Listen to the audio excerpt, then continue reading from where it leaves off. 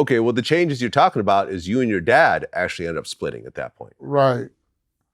And so your dad was your like main trainer Right. up to that time? Yes. Okay.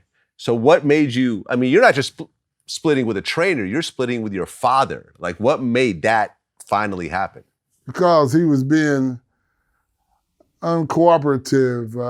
He didn't like my manager.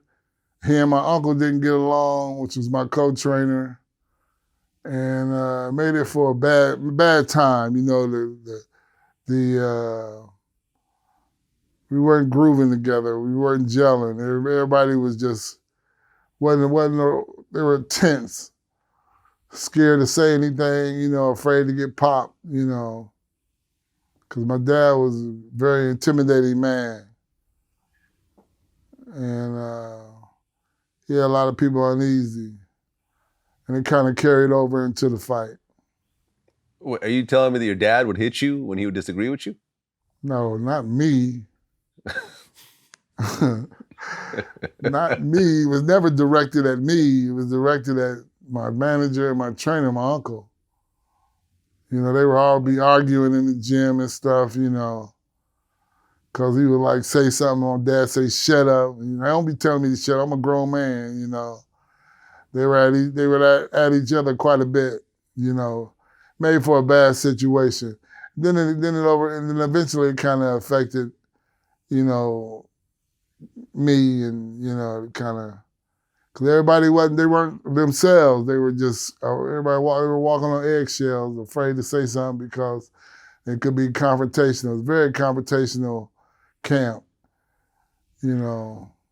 I like things to go smoothly. If anybody gonna be acting up, it's gonna be me. Okay, so at that point, you pretty much just started from scratch. You went and got a whole new team. I had to start all over again. Yeah. I had to move forward without my father. Okay. Did that hurt? No, we talked every night. After that, I would call him and tell him what I did that day and how I was feeling.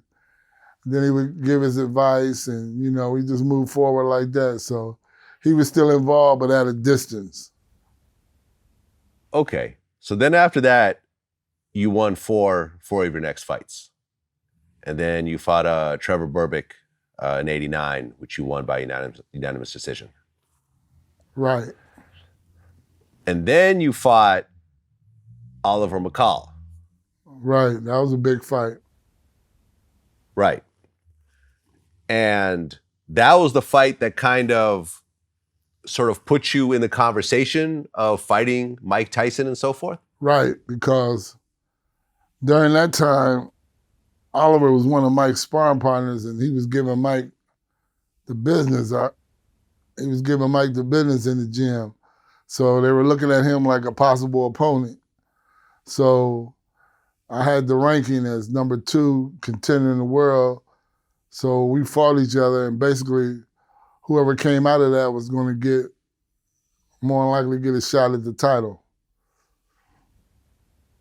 Okay, because at that time, Tyson was killing everybody. Right. He was, not only was he winning every fight, but he was winning his fights in like 30 seconds. Right, record time. You know, if you went to the bathroom at the start of the fight, you would come back and the fight would be over. And he was really, not only was he the heavyweight champion, and he was like the youngest heavyweight champion at like 18? 21. 21, sorry. Yeah. Yeah. And he was essentially the most popular celebrity in the world. I mean, definitely the most popular athlete in the world. Right. He was probably bigger than Michael Jordan at a certain point. Oh, definitely. Yeah. And he was seen as someone who's just unstoppable. He's never been knocked down. He's never lost. Right. By then he was definitely proven because he beat some quality guys that I even thought that was going to show better, and they didn't. He wiped them out. He wiped them up. He beat them pretty good. Okay. And Evander Holyfield was sort of already in the mix. Now, why did you get that fight instead of Holyfield? They were having problems making that fight for one reason or another. And I was like the number 2 contender, number 2, number 3, and number 4 contender in each division, each sanctioning body.